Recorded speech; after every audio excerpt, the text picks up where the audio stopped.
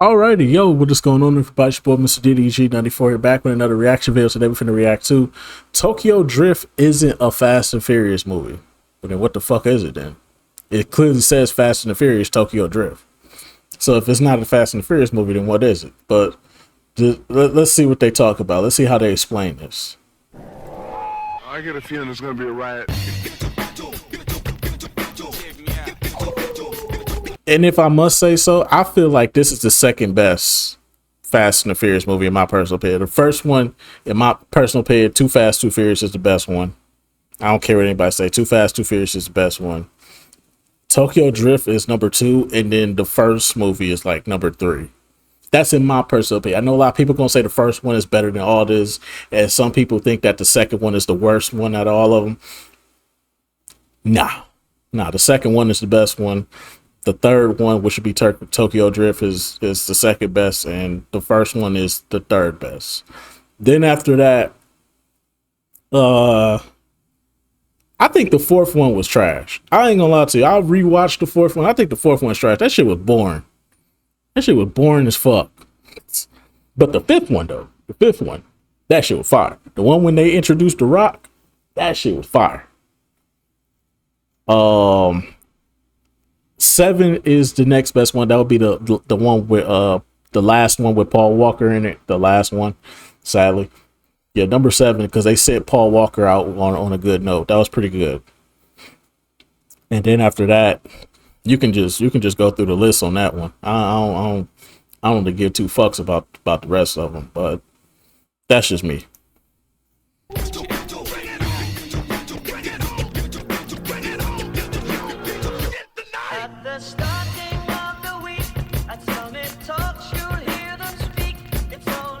Tokyo Drift is not a Fast and Furious movie. Now, what do I mean by that? Well, basically, Tokyo Drift wasn't supposed to exist, at least not at first. You see, after the first Fast and Furious movie, Vin Diesel decided this franchise is not worth his time. He decided he didn't want to be a part of the series anymore, and he wanted to continue work on the Chronicles of Riddick series.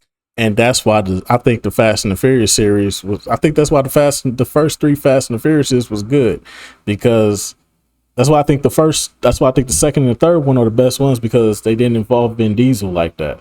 Vin Diesel wasn't as involved like that. And then obviously the first one, Vin Diesel ain't got no say, so he just an actor at this time. But once he started taking over the production and the way how the story goes, and the fact that Dom Toretto can survive fucking missiles, and the fact that Dom Toretto can survive missiles and pick a whole car up with one arm. Yeah, all right, Chief. You lost me. You lost the plot completely, bro. Y'all jumped the shark like a motherfucker on that one. This nigga can't dive for missiles. He can lift cars up with one arm. Who the fuck is this nigga? Is you Superman? Just say you Superman, bro. I'm a radioactive race car driver. That's all you got to say, bro. God damn, bro. This nigga. Nah, bro, nah. When Vin Diesel wasn't in charge, Fast and the Furious was a good franchise. Once Vin Diesel took over and they started letting him have more say so over how the movie was supposed to go and how his character was supposed to be, went to complete shit.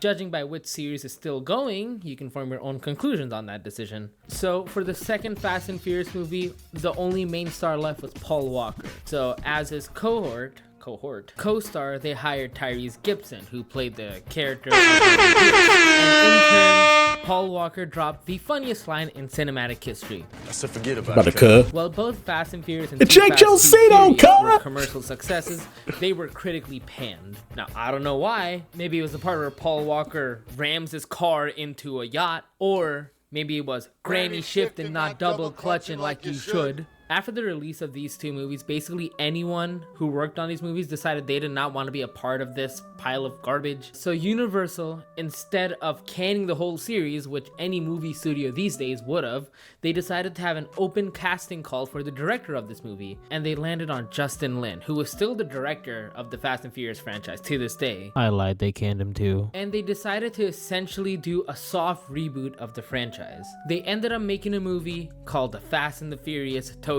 Drift, or as I call it, 3 Drift, 3 Furious. Oh, brother! The best Fast and Furious movie. This movie is so wildly different than anything that came before it, and Yeah, because it evolved around racing. It wasn't like drama filled. It wasn't like, oh, we trying to fight off the thugs, or we trying to fight off the fucking government, or we trying to we trying to fight off this big drug dealer cartel nigga. Like, no, it was literally just about driving. It was literally just about the cars. That's what made Tokyo Drift so good. But I still can't put it above 2. obviously everything that came after it. The series has now devolved into family. But like I said at the start, Tokyo Drift isn't a Fast and Furious movie. Why?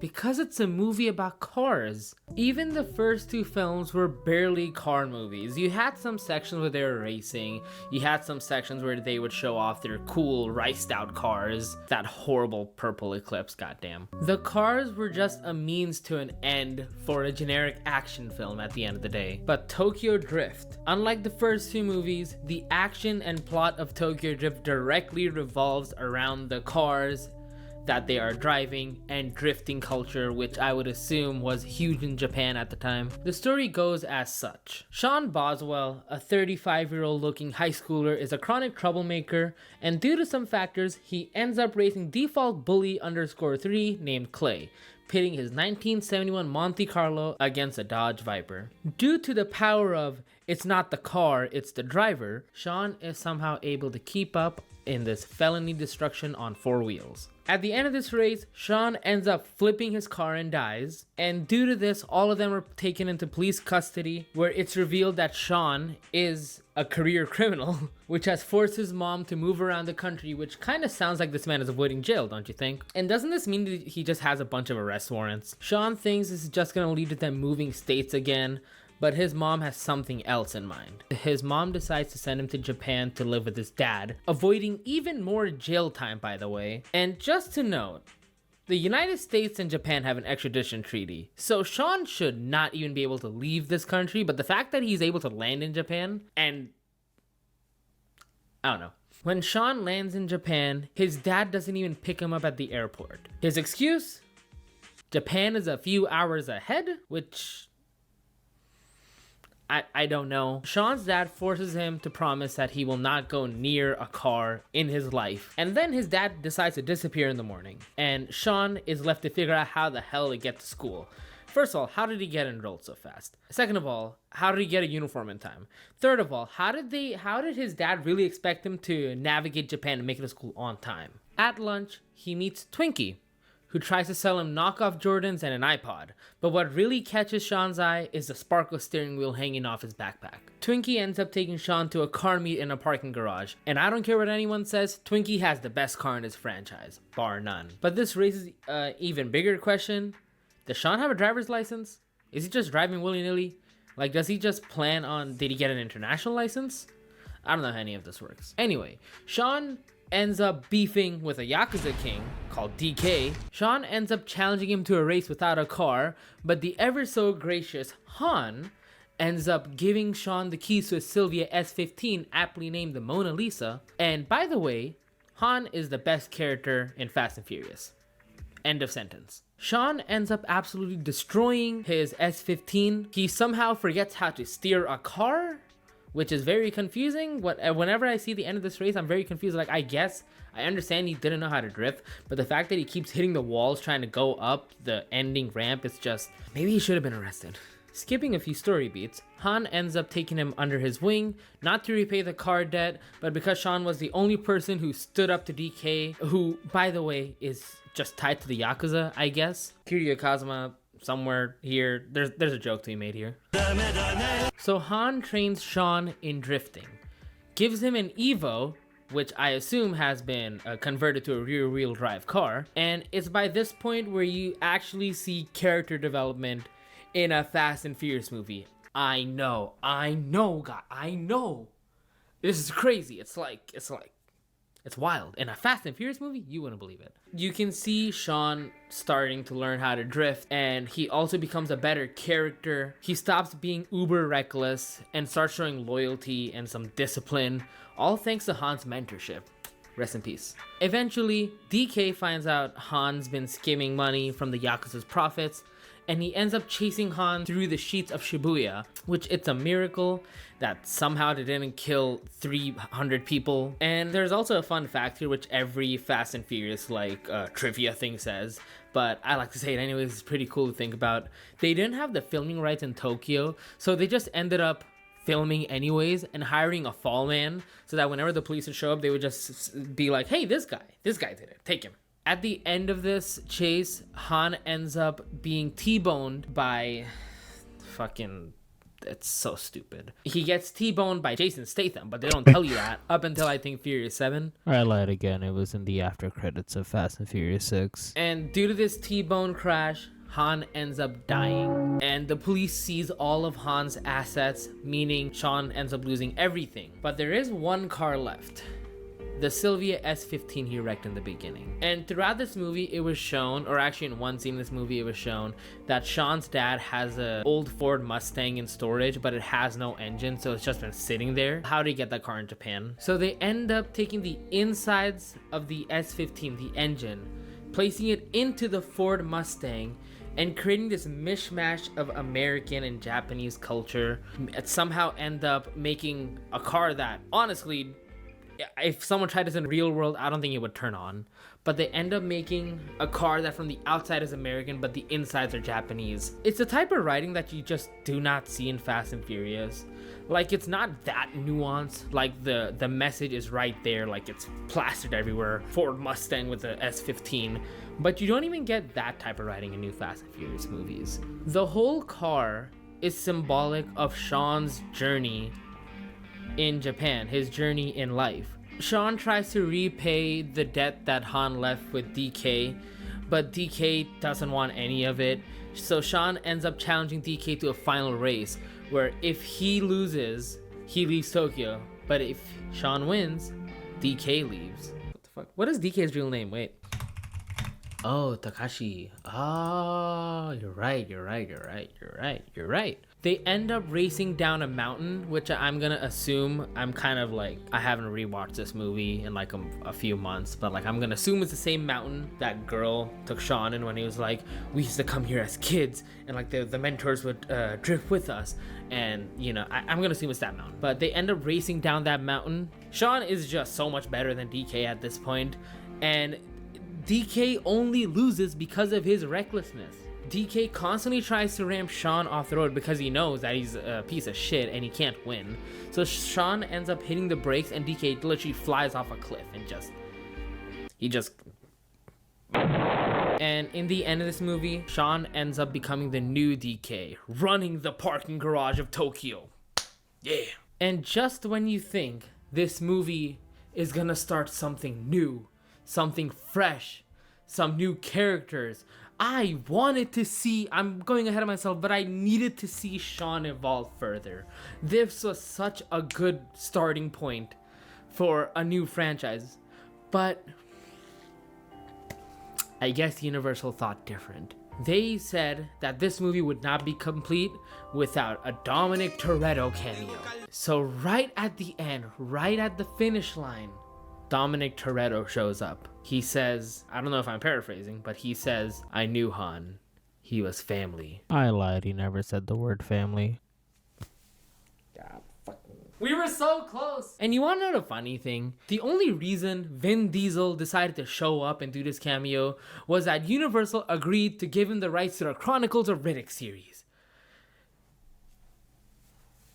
Guess what? I'm not gonna go super deep into every scene in this movie. I'm gonna assume if you're watching this video, you've already seen the movie. But this is the only Fast and Furious movie where a character evolves. You know, like a character is one thing at the beginning, and then is another thing at the end. Tokyo Drift is literally not like any other Fast and Furious movies. You can tell this director actually knew how to make a movie and not a bunch of set pieces. Because even if this is not the best story, if I'm being honest, it's not that good of a story. Okay, there are a lot of problems with it. The Metacritic score is yikes, but it's still my favorite movie in the series. It's still one of my favorite movies of all time. But Tokyo Drift is literally like none of the other Fast and Furious movies. Before it was just a bunch of explosions and action set pieces. This movie had literally one explosion, and it was for good reason, okay? And the movies after just evolved story-wise. I do still love them. The whole blockbuster set pieces, nothing tops the Fast Five safe chase scene. But as movies, they're garbage. Watching them with a critical eye, they're just actually so bad. And the only reason this series is still going is because of the international audiences. Me personally, I also lived in a foreign country, so I see how big these movies are in third world countries like where I'm from. And these movies, like, there were borderline riots when Fast 9 had to be delayed due to COVID. It was wild. Fast and Furious has devolved into Vin Diesel wanting to be a superhero and having his own superhero franchise, because I'm gonna assume he wanted to do the Chronicles of Riddick, but that it's funny how nowadays, like in the movies after this, we saw Dominic Toretto flying down a mountain, Dominic Toretto rolling down a mountain, Dominic Toretto stomping a parking garage in half, Dominic Toretto saying, in a street fight, the street always wins. You know, when you play Street Fighter, you're fighting the other guy on a street. You don't just punch the asphalt on the ground. My God.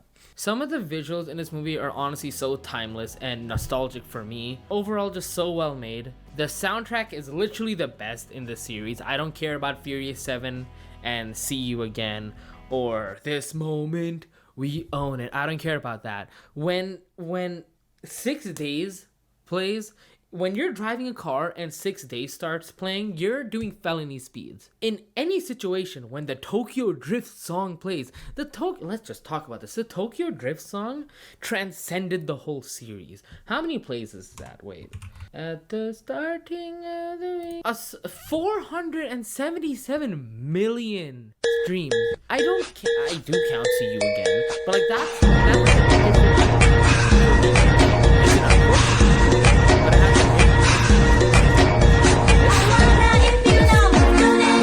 it's just a banger. Now, unfortunately, this was the lowest earning Fast and Furious movie to date. Past this point, like I kept saying, the movies just became a CGI fest, just big action set pieces, which the general audiences love. I love too. I love going to the theater and seeing a giant explosion.